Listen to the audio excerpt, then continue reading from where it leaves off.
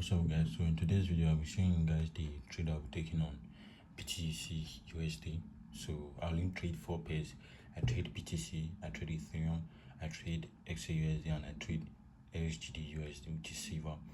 So currently this is the trade on BTCUSD that I'll be entering.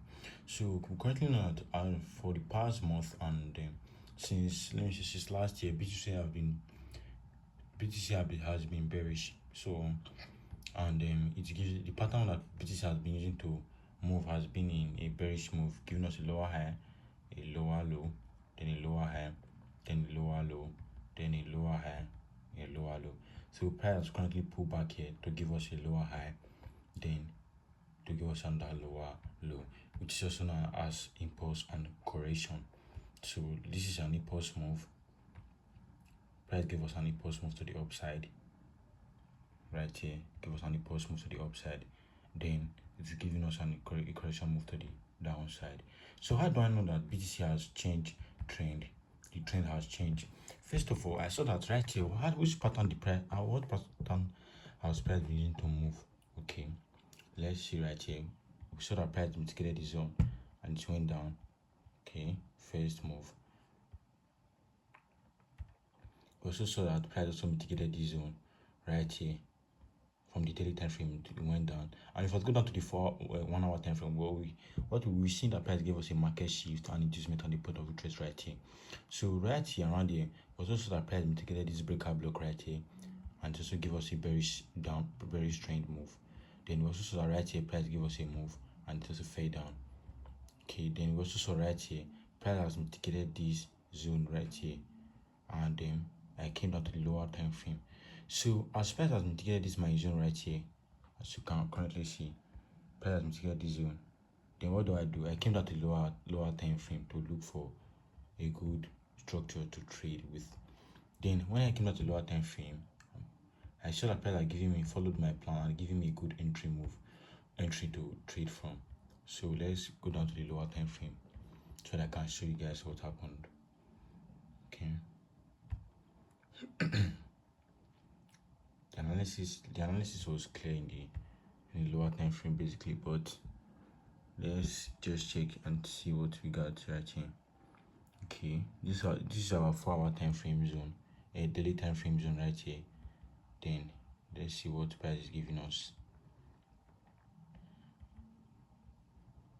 So the entry was from the 2 hours time frame. That is, we have to go down to the 2 hour time frame to get a clear entry. So what happened right here? Why am I entering for the trade? I saw that price has been trending to the upside, giving us an uptrend for the past month. Then what pattern has price been used to approach my point of interest right here? The same thing from the higher time frame.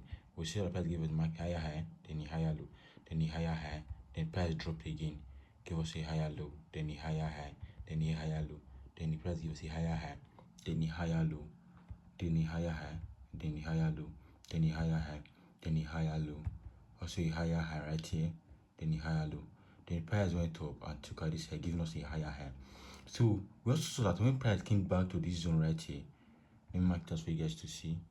When price came back to this OB right here, it gave us a bounce up, price bounced up right here, being indicated by this bullish candlestick right here, this blue bullish candlestick right here, right at this side. Price gave us a bounce up, telling you that yes, price has returned from this zone, but that didn't happen because price has indicated a zone from the daily time frame that shows that buyers are leaving the market and sellers are coming in. We also know that okay, what will happen if this zone is being taken out, if this low is being taken out, we have already gotten our market shift. So okay, I knew that okay, all I have to do is to sit down and mark out my zone from the higher time frame. All I have to do is to wait for my entry point of trend to start forming. Here what did I see? Price came down here. This candlestick tried to close below this low, beneath this low. It didn't happen. Then this candlestick came, this black bearish candlestick came and then closed below this low, giving us a market structure shift. In my rules of picking a point of interest, my rule says that there must be a market structure shift or a double break of structure. There must be a market structure shift or a double break of structure, which is the rule right here. There must be be an MSS or a DBOS, we also know that there are double break of structure and market shift. So the other rule says there must be an liquidity. There must be an liquidity or inducement protecting it.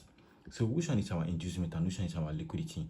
Our inducement is the first valid pullback that happened after a market structure shift or a double break of structure. So which one is the first valid pullback right here? We saw that this candlestick is the one that took at this low. Then this other candlestick came, closing below this low, this candlestick. And remember, I told you guys that if this candlestick right here, if this candlestick that took out this low, if it was a weak closure, that this closure similar like if it was a weak closure like this one, it is not valid. It must be a body closure.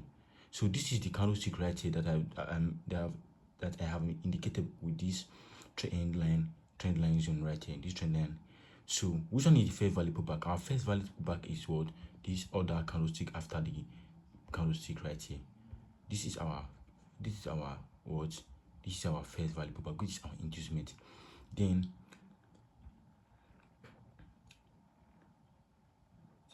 the other part of the say the inducement must not touch your point of interest. Your inducement, your POI should be unmitigated, which means this first pullback that happened should not have tapped into your point of interest, the zone you are picking your point of interest from. As you can see right here, this pullback right here, right? This pullback right here, right? It gave us a wick, and the wick ended up closing below this low. As you can see, this zone is protected. This zone right here this breaker block right here is protected. Even if we are to mark from the full candlestick from the wick to the body, we shall see it protected. It came close to the candlestick, but it didn't mitigate it. So our point of interest will be from the candlestick right here. This is where I'll pick my point of interest. So we have gotten all our route checked out. There must be an MSS or a double break of structure. We got our market shift. Then there must be an inducement or liquidity protecting it. This is our inducement right here. Then your POI should be unmitigated. This inducement did not mitigate our point of interest. Then the other rule says pick the point of interest closer to our inducement. Which point of interest is closer to my inducement? This breaker block right here. So that's the trade I'll be looking to enter on BTC, and I'll be shorting BTC. So where's my take profits? For those of us who don't know how to mark out our take profit levels yet, let me show you guys how I'll mark out my take profits zone. So you should basically use your trend line liquidity as your take profit. So I'm using this zone as my take profit because it is trend line liquidity zone that I'm seeing right here. So I'll mark from here, and then just mark up like this. So this is the POI that I'll be picking as my point of interest. I'll be taking liquidity, the point of taking profits from. So this will be a sync trade. After I enter from this trade on the higher time frame, what will I do next? I'll go down to the lower time frame. For example, the 1 hour time frame or the 30 minutes time frame. Then I will start looking for a double break of structure to trade from. Remember, we trade reversals with a market structure shift, and we trade a continuation with a double break of structure. So when looking for a continuation trend, trading continuation, we are ought to use a double break of structure, not an MSS. So that's what we'll be doing on this trade. We'll be using a double break of structure for this trade. So let me show you guys how it is being formed. Currently, it's like network is so bad. So what do I have to see right here? After this pullback, I'm price take out this inducement, I will have to see something like this. Price come below this low right here. From the lower time frame, give me a pullback up.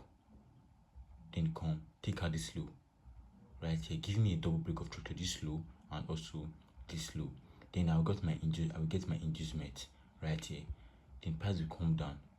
Take out this inducement, giving me a double break of structure. Then I wait for this inducement to be taken out. Then I'll enter again and take my profit just below this low right here. The lower time frame liquidity zone right here. Take my profit below this low. Then what do we see right here? What's happened right here? I saw that okay. If I go down to the 1 hour and the 30 minutes time frame, I'll see there's a low right here being taken out by this candlestick. There's a low. This is for for example's sake. There's also a low giving me a double break of structure. Then my inducement, my first value, which is my first value pullback. Then my inducement right here, which is my first value pullback. This is an inducement. Then the point of interest closer to my inducement, which is this high, this OB right here. Now pick my second trade from here. then I'll pick my second trade from here, then I will sell again from here. Having it in mind, already knowing that the price, the trend is already bearish, then I will sell again from here. I will take profit just below this low. So this trade can last for a 2 weeks or 2 days, or as 2 weeks or 5 days, or a full week, a full trading day. You get, depending on how the market is volatile. You see, very simple. Know how I will see price giving me a down trade. I'm be looking for buy right here. Okay, I will say okay, double break of structure right here, then inducement, the point of interest I went and do, because this is a trend line zone. You should not be trading on the trend line zone. So this is my current trade. The trade I'll be taking on a BTCUSD, and I hope you guys learned something for this video, and I hope you guys understand what I'm trying to break down right here. And if you don't, please do well to comment down below so that I will explain things again in the next video. So please, if this is your first time seeing my video, do well to subscribe, and remember, peace.